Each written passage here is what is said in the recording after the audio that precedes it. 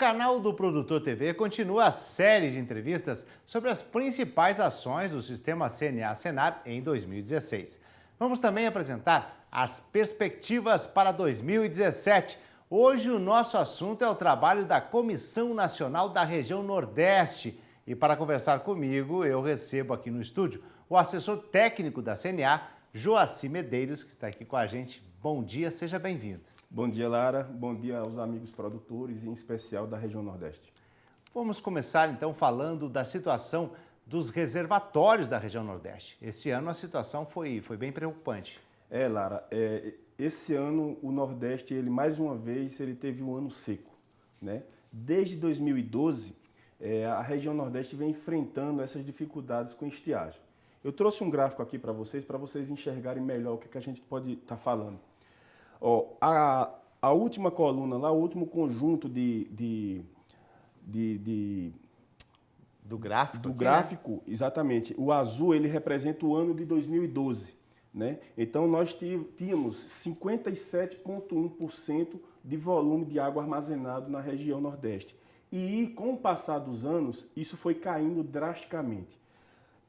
Em outubro de 2016, agora, nós temos 18,5% de volume de água armazenada. Então, a região Nordeste, em 2016, completa 5 anos de seca. E o governo ele precisa olhar atentamente essa questão, né? Então, todas as políticas públicas devem ser rapidamente efetivadas para que essa situação desse produtor que está lá no Nordeste, em especial no semiárido, ela possa ser minimizada, né? Então, por esse gráfico, somente Piauí e Bahia tiveram um aumento aí de volume dos reservatórios? Exatamente. A Bahia e o Piauí, eles foram exceções aqui na região Nordeste. Você percebe que houve vamos dizer assim, um acréscimo no volume de água dos reservatórios baianos e no Piauí também deu para se recuperar. Entretanto, você perceba que o Ceará, a queda é drástica. Ele parte de 50,5% para 9,1%. O estado do Ceará, juntamente com a Paraíba, que também teve os reservatórios, o volume de água, houve uma queda drástica também de 40,1% para cerca de 12% em outubro de 2016. Pernambuco vai com a mesma lógica e o Rio Grande do Norte. Então, esses 4 estados, Ceará, Paraíba, Pernambuco e Rio Grande do Norte, são os estados hoje que estão sofrendo bastante com esses 5 anos de seca, tá? Eu trouxe um outro gráfico aqui que permite também você observar a evolução no volume dos reservatórios da região Nordeste. Você perceba aqui que de janeiro de 2013, quando o gráfico começa, até novembro de 2016, o volume está em 16,8%. Então, hoje, o último dado mais atualizado que nós temos hoje para a região Nordeste é que hoje a região tem 16,8% do volume de água armazenada. Então é uma situação bastante crítica, que os governantes eles precisam rapidamente enxergar isso aqui, de modo que atuem de forma efetiva para o ano que vem. Tá? Volume abaixo de 30% aí, né? Exatamente, abaixo de 30%. Aqui mostra, um outro gráfico que demonstra o que eu acabei de falar, em torno de 16,8% na região, e os estados sofrendo com essa questão da armazenagem de água na região Nordeste.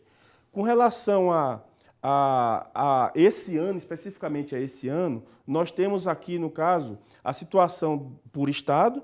No caso do Ceará, você perceba aqui que desde março vem caindo. Então, em março de 2016, o volume era de 12,3%. Em outubro caiu para 9,3% e em novembro o dado mais atualizado é 7,4%. O estado do Ceará hoje, ele tem cerca de 88,6% de todos os seus reservatórios com capacidade abaixo de 30%. Então é uma situação muito preocupante, os produtores vêm sofrendo bastante com isso. A Paraíba, você perceba que sai de 14,3% para 10,6%, em torno de 70%, quase 80% dos reservatórios do estado da Paraíba estão abaixo de 30%. Seguindo a mesma lógica, o Rio Grande do Norte, que sai de 19,5% para cerca de 17,1%. Em torno de 70,4% dos reservatórios em risco. Então, esses três primeiros, Ceará, Paraíba e Pernambuco, Ceará, Paraíba, Rio Grande do Norte e Pernambuco, hoje Pernambuco está com 55,7% de reservatórios abaixo de 30%, esses 4 estados estão numa situação de forma muito preocupante. Então, a CNA, desde o começo do ano e desde o início da seca, vem trabalhando fortemente para minimizar isso aqui. Porque só quem está lá no campo, no semiárido, sabe o que é que está passando. Agora, existe uma previsão para que as chuvas voltem a ter uma regularidade? Olha, Lara, esse ano há uma perspectiva, agora para janeiro, fevereiro e março, de uma normalidade da estiagem. Tá? Esperamos que isso aconteça, o término da estiagem. Agora, você sabe que previsão é previsão, né? Então, a gente tenta fazer com que o produtor procure fazer suas reservas, tanto de água como de alimentação animal, porque a gente sabe que a previsão possa ser que ela falhe. Tá? Então, a ideia é que a perspectiva é que em janeiro, fevereiro e março, esse trimestre, ele tenha chuvas dentro da normalidade. Nem acima da normalidade, nem abaixo da normalidade. Tá bom? Mas eu trouxe uma outra figura aqui que permite vocês perceberem o monitor da seca. O monitor da seca. Esse monitor da seca ele vem sendo gerenciado pela ANA, a Agência Nacional de Águas. O monitor da seca é uma fotografia da seca naquele momento. Então, você perceba aqui que essa fotografia da seca, em outubro de 2014, ele tinha o vermelho mais intenso, que indica uma maior severidade da seca, muito pouco em relação aos demais anos. Com o passar dos anos para 2015 e 2016, você percebe claramente a intensidade do vermelho mais escuro. Muito claro, ficou impressionante. Esse gráfico a gente tem levado para as autoridades, né? Tem levado para o governo, tanto para o Ministério da Agricultura, Ministério da Integração Nacional, eles receberam isso aqui. Impressiona. Impressiona. É um negócio de impressionar. Então, quanto mais intenso, maior a severidade da seca. E você perceba que bate com os números que nós apresentamos. Os estados que estão mais críticos, o Ceará, Paraíba, Rio Grande do Norte e Pernambuco, são justamente aqueles estados que estão ali no vermelho mais intenso. Tá? Então, de outubro de 2014 para outubro de 2016, já em período seco, já houve um agravamento ainda dessa seca, né? Desse período seco.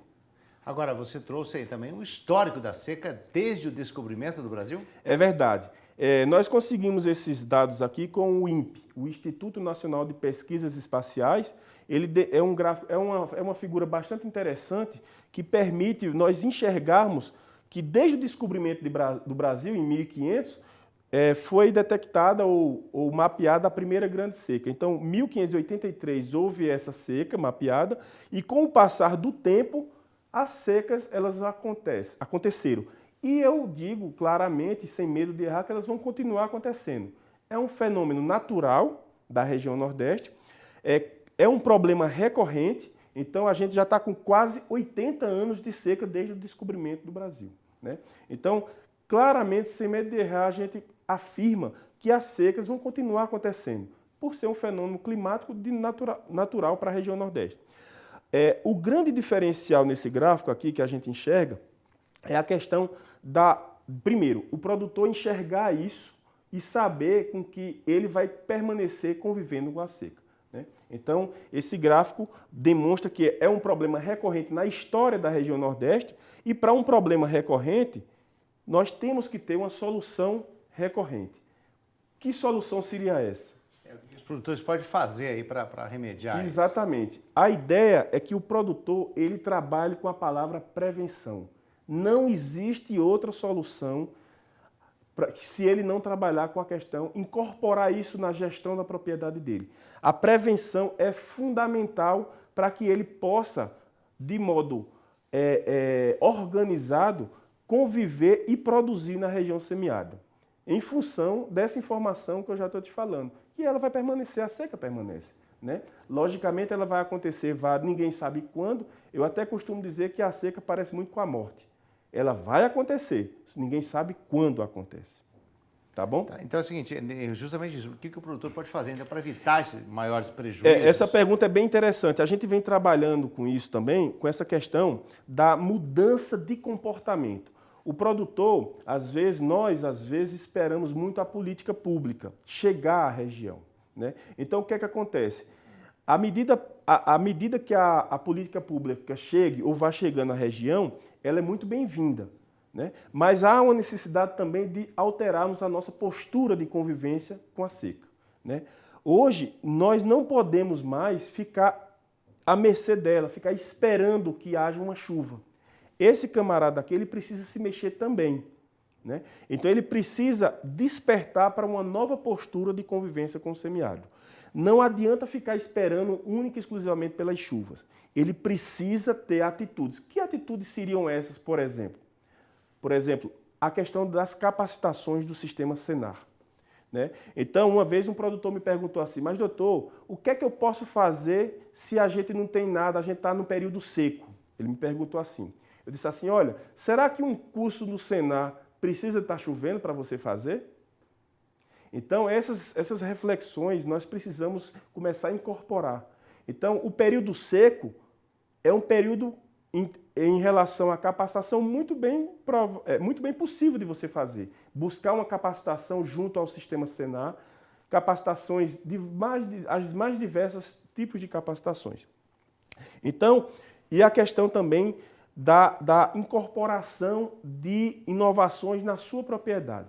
Essa figura ela é bem interessante, que ela demonstra duas atitudes de dois produtores em regiões diferentes do semiárido. Né? A questão da captação, isso, né? Exato. A captação de água, essa questão dessas cisternas, elas foram distribuídas ao longo do tempo pelo governo federal. O que é que acontece? Esse produtor aqui, número 1, o que é que acontece? Você percebe que a calha está só em um canto da casa. Enquanto que aquele lá, ele botou 2 calhas para captar. Então, ele aumentou a captação de água da cisterna dele. Então, ora, quem vai encher primeiro a cisterna aqui? Certamente aquele lá vai encher mais rápido. Então, há necessidade desse tipo de atitude. Coisas simples também, né? Então, você aumentou a captação de água dos dois cantos da casa, enquanto que esse aqui fez apenas um. Então, esse tipo de atitude, ele precisa começar a incorporar.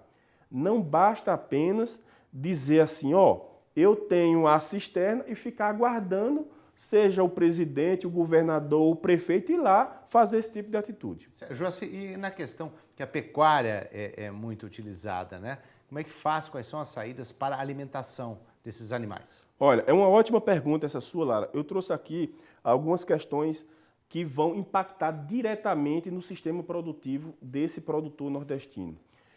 Essa tecnologia aqui é uma tecnologia chamada cisterna calçadão.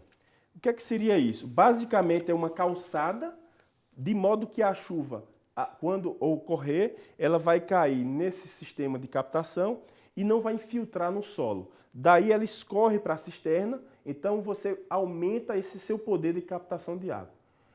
Não podemos, na região Nordeste, nos dar o luxo de perder nenhuma gota de água, né? Então, esse tipo de coisa aqui, desse tipo de tecnologia, ela deve ser incorporada na propriedade. Ah, mas você pode me perguntar assim, mas é muito caro algumas tecnologias. Algumas sim, outras não. Então, é possível você ir aos poucos incorporando isso na sua propriedade. Não precisa fazer tudo de uma vez. Você vai se organizando de modo que a cada ano você possa trazer ou incorporar uma tecnologia de modo que você, nos períodos críticos, você tenha água. Ok, Joaci, nós vamos fazer um pequeno intervalo, né? Isso é um balanço importante sobre a região Nordeste. Joaci Medeiros, que é assessor técnico da CNA. Nós vamos fazer um breve intervalo e já retornamos para falar um pouco mais deste balanço e a perspectiva para 2017 sobre a região Nordeste. É um instante só.